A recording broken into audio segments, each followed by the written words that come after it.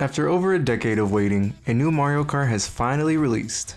Fans have anticipated it for a long time, but does it live up to the hype? Or does it fall short of the metaphorical finish line? That is the question we seek to answer today, and ultimately give you our overall thoughts on the game. Hi everyone, it's Rob from Smash Jump, and this is Jeremy Lowe's review on Mario Kart World. To start, the game plays exceptionally well. It runs smoothly, the controls are fluent and responsive, and ultimately I have no complaints. It's honestly crazy to see Mario Kart look this good and run this well. If nothing else, Mario Kart World does a great job of showing the power of the Switch 2. World's track design is also great. Every track feels distinct from the others, which is good. No track in this game really feels the same. Even older, retro tracks have been redesigned, helping them fit in the rest of the courses. The cool thing about these tracks is that they're interconnected, which is a great way to develop the world of Mario Kart. On top of all of this, the tracks look beautiful, thanks to the game's improved graphics. Rainbow Road especially stands out with its stunning visuals, arguably making it one of the best Rainbow Roads in the series. The roster of characters is also a step up. While we are missing series staples such as Diddy Kong and Petey Piranha, most of the core casts are here. Along with the core cast, characters like King Boo, Pauline, and Birdo are here from the get-go, which is nice. There's also a bunch of NPC characters like Wiggler, Goomba, and the best character in the game, Pianta. These characters are a great addition to the cast and really add some diversity to the roster. Who could have ever guessed that the cow would be playable? It's a step up from the filler that we had in Mario Kart 8 Deluxe. On top of the base roster of characters, the game also gives the main racers a variety of different costumes, reminiscent of those found in Mario Kart Tour. Each character has a varying number of outfits, and quite a few characters have fewer than a desirable number of costumes. It's neat that they included them at all. The unlock method for them is also fairly straightforward, although it can be a bit tedious to complete.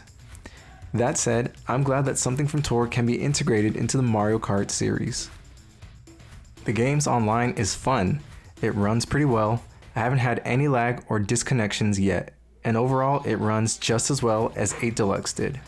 It's the bare minimum of what I expect from the game, but I'm happy that it can do the bare minimum. Mario Kart World also has some pretty great music. I think other games in this series like 8 Deluxe and DS have better soundtracks, but overall the music in the game is good. It has a lot of remixes of songs from previous games, which is pretty cool. The songs also play in free roam, which enhances the atmosphere. Some of the new songs will have to grow on me, but until then, I'll continue to enjoy Rainbow Road's amazing new theme. There is quite a bit of content in this game. Besides the standard Grand Prix and time trials, there's of course the new free roam mode, battle mode, and the brand new knockout tour. Some of these modes are better than others, but beyond just the modes, you can play online, locally, and even wirelessly. There's also plenty to unlock and collect, mainly in free roam, which will keep players busy for a while. The best addition to Mario Kart World is the previously mentioned knockout tour. This might be one of the best modes in the entire series. You race across 5 pre-picked tracks, which are organized into 8 different cups. Then, you race along all the tracks in 6 continuous laps, trying to stay above a certain rank. This goes all the way down to the final 4, who compete to win the whole race. It's quite fun and intense mode, and the 24 racers really add to the chaos. While I didn't care much for the increase in racers for modes like Grand Prix, you can really see where having so many players shines. Online, Knockout Tour is even crazier, and it's honestly the one thing, besides the exclusive characters, that might keep me coming back to the game. Unfortunately, I have quite a lot of things to complain about with this game. The first issue is really a personal one. I'm not a big fan of World's new mechanics, specifically the wall riding. Rail grinding is just fine, but I hate trying to drive on walls. It makes me sincerely miss the good old days of anti-gravity. What I truly miss, however, is the ability to drive underwater. I initially didn't care all that much, truth be told, but after being subjected to ride on water in Mario Kart World, I've begun to realize just how good we had it. I'm also not a big fan of the intermissions. They are definitely a neat concept and make the Grand Prix in the game feel more unique compared to previous entries in the series. That said, I much prefer the 3-lap format. I find the intermissions to be quite boring and ultimately not as fun as just playing the classic 3-lap track. I don't mind it being there, I just wish that there was a way that we could turn it off in Grand Prix and have online lobbies without intermission tracks. On my way to more serious gripes, I'm disappointed in the number of tracks. While I did praise the game for the amount of content it had, this is an area where it's lacking. There are only 30 unique tracks in the game. Divided into 8 cups, 2 of the courses have 2 layouts. Compared to most Mario Karts, this is just the standard. Compared to Mario Kart 8 Deluxe, however, it's a pathetic number. By the end of the game's run, 8 Deluxe had a total of 96 unique tracks, over triple what World has. Of course, this includes the DLC, so if we take that out of the equation, 8 Deluxe still has 48 base game tracks, nearly 20 more than World. I'm usually not a stickler about these kinds of things, but when you price a game so high, I expect it to at least match the quality and quantity of what the previous game had to offer, and World simply doesn't do that here. The character select screen is atrocious, probably one of the worst ones I've ever seen. It feels so disorganized, none of the characters really have their place. While I like the addition of the costumes, they completely clutter the character select, making it extremely tedious to find the character you're looking for. There is a sword option that makes this process a little less painful, though it's still painful nonetheless. I wish that they had just made a little pop-up for the costumes when selecting your character, like they did in 8 Deluxe. This would have cleaned up the character select immensely and made it a much simpler process to select your character and what outfit you wanted them to wear. Speaking of poor decisions relating to the roster of characters, the unlocks in the game are trash. I don't mind the costume unlocks, they can be tedious, but they aren't too bad. The standard character unlocks are also pretty straightforward, nothing to complain about here. It's the unlock method for the NPC drivers that I hate. The only way to unlock the NPC drivers is a double gacha system. Basically, there's an item that you can get from the item box that summons Kamek, who, no, is not playable. Kamek will turn all the drivers in front of the player into a random NPC driver. So you not only need to be lucky enough for another racer to get Kamek, but you need to be in front of them. And to top it all off, the character you can get is random and can be a character you already have. Some characters are also exclusive to certain regions, making them even harder to get. This method of unlocking is so needlessly random and difficult, and it makes me not even want to bother with it in the first place. It is by far the worst unlock method in the series. Free roam is very mediocre.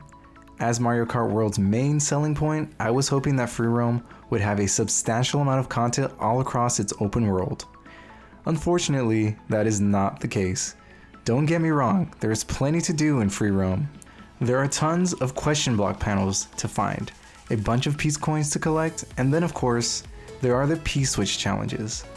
This is the closest we have ever come to getting mission mode back from the DS. Even with all of this though, none of it feels substantial. You can of course still play free roam to explore tracks, collect costumes, and test out any shortcuts you might find, but it all feels so hollow. I find myself getting bored with the mode after 5 or 10 minutes. For being the game's big selling point, it really doesn't amount to much. It's a neat idea, and I'm sure there will be quite a few players who will get hours and hours of fun out of this mode. For me and many others, however, this mode leaves a lot to be desired. Battle mode sucks. It's so bad. It really harkens back to the good old days of Mario Kart 8 on the Wii U with its measly 2 battle modes. The only returning modes are Balloon Battle and Coin Runners, and that is atrocious. 8 Deluxe had 5 different battle modes, 5 of them. On top of the 2 modes found in World, there are also Bomb on Blast, Shine Thief, and Renegade Roundup. These added modes combined with the new and improved battle tracks made 8 Deluxe's battle mode the best in the series. So to see World's battle mode be nerfed as much as it is infuriating. On the subject of battle tracks, Mario Kart World has some of the worst in the series. Now these tracks aren't as bad as Mario Kart 8's, but they aren't much better. They are, at the very least, closed off, which is good. That being said, they are still too big and open to truly be battle tracks. The entire battle mode feels like an afterthought, and it really makes me wonder why they included it in the first place. They could have made another new mode like Knockout Tour to replace battle mode. Instead, they just keep battle mode as a husk of its former self, and it's just really sad to see. The game's biggest sin, however, is the price. I don't know who at Nintendo thought it would be a good idea to charge $80 for Mario Kart of all games, but it was a very poor decision. There is no universe where this game is worth $80. Hell, I find it difficult to say it's worth $70. There's a lot of content in this game, but at the same time, this game takes numerous steps back from Mario Kart 8 Deluxe, which makes it hard to justify spending more than 8 Deluxe has ever cost on a game that is ultimately a step back for the series. If Nintendo goes back and fixes the battle mode, or makes free roam worth playing, then maybe one day I'll change my tune. Until then though, this might be one of, if not the most overpriced Nintendo game of all time. Overall, I have mixed feelings about Mario Kart World. I've enjoyed my time with the game, but there are several major issues that I just can't ignore. The terrible character select screen, the lackluster free roam and battle modes, and the small number of tracks leave a lot to be desired. That being said, the better graphics, the character roster, and the vast content in this game are a step in the right direction. Even with those positives, I still can't in good conscience fully recommend this game. If you bought the Switch 2 bundle that included the game, or if you miraculously find this game on sale, it may be a worthwhile purchase that you can have hours of fun with. Under no circumstances, however, should anyone buy this game at the full $80 price tag. It's just not worth the money. So unless you find the game at a discount, I would steer clear of Mario Kart World. Thank you so much for watching.